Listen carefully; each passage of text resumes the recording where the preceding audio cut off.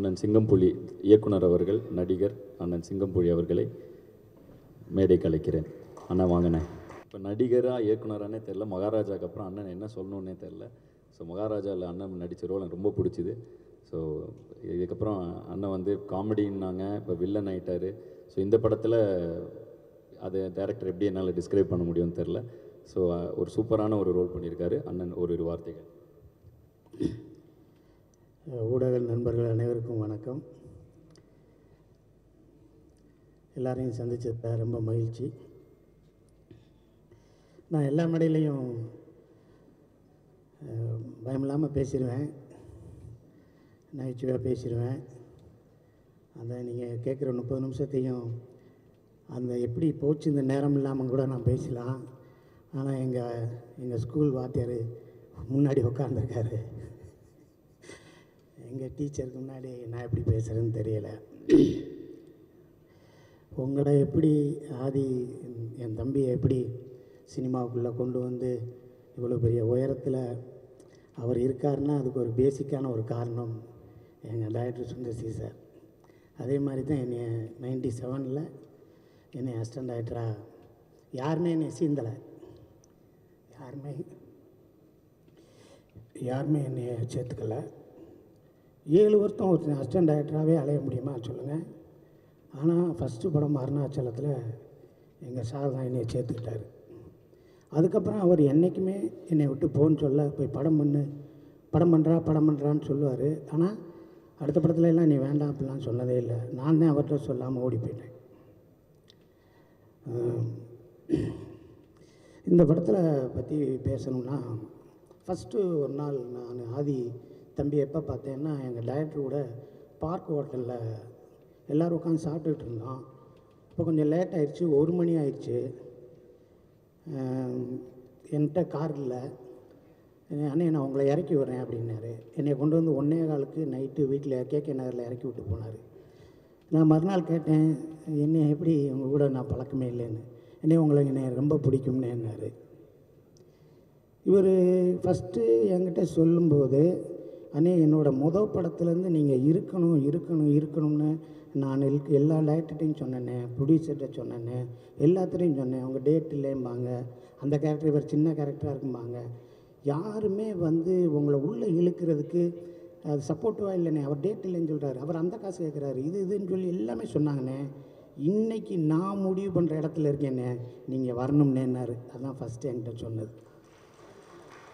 நான் முடிவு பண்ணுற இடத்துல இருக்கேண்ணே, நீங்கள் எல்லாமே போக மாட்டேன் ஷூட்டிங்னாரு.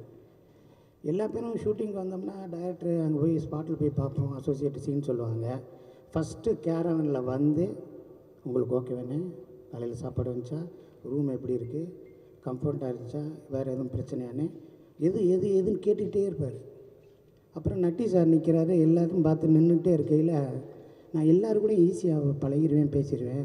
நட்டி சார் உங்களை பார்த்தா எனக்கு பயமாக இருக்குது, நான் ஏதாவது சொன்னால் கோச்சுக்கிறீங்களாம்பார். அவர் ஐயா, நான் சொன்னேன் எங்களை விட அந்த ஆள் தான் நல்லவர், நாங்கள் தான் கிரிமினல், அவர் ரொம்ப நல்லவர், அவர்கிட்ட எது வேணாலும் சொல்லுங்கள் அப்படின்னு சொன்னேன். ஸோ ஒரு ஹீரோ ஓப்பனிங் சாங் முடித்தோடனே அப்பா அம்மா மீட்டிங்கு, அப்புறம் வில்லன் இன்ட்ரோடக்ஷனு, அவங்க கூட ஃபைட்டு, அப்புறம் ஹீரோவுக்கு ஒரு ஃப்ளாஷ்பேக்கு, அதுக்கப்புறம் அப்படி இப்போ இன்ட்ரோ பிளாக்கு, அதுக்கப்புறம் அவன் எங்கே போனேன் ஈஸியாக 10 நிமிஷத்தில் கதை பண்ணி படம் பண்ணுறதை விட்டு போட்டு கடைசி உலகப்போர் எவ்வளோ ரிஸ்க்கு பாருங்கள். ஃபஸ்ட்டு வேர்ல்டு வார் எப்படி நடந்துச்சுன்னு தெரியல, செகண்ட் வேர்ல்டு வார் எப்படி இருந்துச்சு இல்லை, தேர்டு வேர்ல்டு வார் வரப்போகுதா என்னன்னு தெரியலை, நம்ம இந்தியா சந்தித்தது எத்தனை வாருன்னு தெரியல. கடைசி உலகப்போர் எதை நோக்கி, என்ன ஏது, இதுக்கு சரியான தீர்வு சொல்லிடுவோமா, இது பெரிய ரைட்டர்ஸ் பின்புலாக இருக்கா, பெரிய இது ரீமேக்கா, ரெஃபரன்ஸுக்கு இங்கிலீஷ் படத்தெல்லாம் பார்த்து எடுத்துருக்கோமா, எதுவுமே இல்லாமல் நான் எடுக்கிறேன் பார், நீ பார் அப்படின்னு சொல்லி இந்த முயற்சிக்கே தம்பிக்கு ஒரு சல்யூட் அடிக்கிறேன். இது ஒரு என்னங்க, நீங்கள் ஒரு காசை சம்பாரிச்சோமா, ஒரு இடம் வாங்கி போட்டோமா, ஒரு ஃபார்ம் ஹவுஸ் கட்டினோமா, அங்கே ஃபாரின் போனோமா, அங்கே போனோமா, இங்கே போனோமான்னு சுற்றாமல் நீங்கள் பாட்டுக்கு சம்பாரித்த காசெல்லாம் தூக்கி போட்டு சினிமா படம் எடுத்து டீமை வச்சு ஒரு ஆளை வச்சு கஞ்சி ஊற்றுறதே கஷ்டம். நீங்கள் உங்கள் ஒரே பயங்கரமான கூட்டமாக வச்சுக்கிட்டு அவ்வளோ பேர்த்தையும் அரவணைச்சு போகிறதுன்னு சும்மா சாதாரண காரியமாக? அந்த ஒரு எண்ணம் உங்களை வாழ வைக்கும். கண்டிப்பாக அந்த சினிமா உங்களை விடவே விடாது. I love you sir, I love you sir. நான் ஃபஸ்ட்டு டே ஷூட்டிங் போனேன். கான்செப்டில் நடிங்கன்னாரு. ஒரு அரை மணி நேரம் உட்காந்து பேசுவோம்னேன்னாரு. அண்ணனுக்கு நாமத்தை போடுங்கன்னாரு. நான் சொன்னேன், இப்போ தான் அரண்மனை 4ல் சுந்தர்சி சார் கூட நான் நாமம் போட்டு ஒரு போலீஸாக நடித்தேன்னே. அப்படியானே சென்டிமெண்ட் சூப்பராக இருக்கும், போடுங்க நாமத்தன்றாரு. அப்புறமேலு அந்த படத்தை கடவுள் நம்பிக்கை உள்ள ஒரு போலீஸாக நடிக்கிறேன்னே. இதுலேயும் அதே தானே, அப்படியே வைங்கன்னாரு. என்னே அது சொன்னார்னா கரெக்டாக இருக்குண்ணே, பேசாமங்கண்ணே, நல்லா இருக்கும்ண்ணே அப்படின்னாரு. உங்களுக்கு ரிசம்பிளன்ஸு அது வேணும்ண்ணே, வாங்கண்ணே அப்படின்னு கூப்பிட்டு போனார். ஒரு டைலாக்கை சொல்லிவிட்டு இது ஓகேவா ஓகேவா இல்லை, அது ரைட்னே அம்பார். படம் நடந்துக்கிட்டு இருக்குங்க உடுமலைப்பேட்டையில். நான் குமரவேல் குமரன் அண்ணன், கல்யாண் சார், நட்டி சார் எல்லாம் ரூமில் உட்காந்து வேலைக்கெல்லாம் போயிட்டுருக்கோம். 15 நாள் உச்சி வச்ச வெயில். தம்பிக்கு அம்மா போட்டுருச்சு, தெரியுமா உங்களுக்கு? தம்பிக்கு அம்மா போட்டுருச்சு, உடம்பு சரியில்லை. காலையில் ஷூட்டிங்கிறாரு. நான்லாம் போய் கையை காலை பிடிச்சிட்டேன். தம்பி நீ வீட்டுக்கு போ, ஷூட்டிங்கை பிரேக் பண்ணு, உடம்பை பாரு. இல்லைண்ணே உங்கள் டேட்லாம் கிடைக்காதுண்ணே, காம்பினேஷன். நீ கூப்பிடா, நான் வரேன்.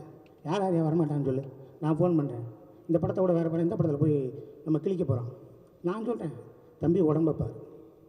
நீ இருந்தால் தானே எல்லாமே நடக்கும். நீ தானே கேப்டனு.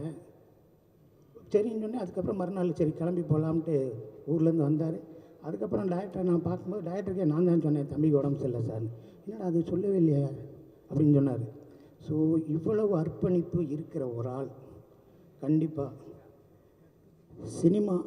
சினிமாவில் இருக்க நம்ம அவரை கைவிடக்கூடாது. அவருக்கு மேக்சிமம் நம்ம என்னென்ன ஒத்துழைப்பு பண்ணணுமோ அந்த தம்பிக்கு பண்ணால் தான் அந்த தம்பி மற்றவங்களுக்கு பண்ண முடியும். இந்த தம்பி உங்களோட எஃபோர்ட்டு, உங்களோட திறமை எல்லாமே இந்த படத்தில் போட்டிருக்கீங்க.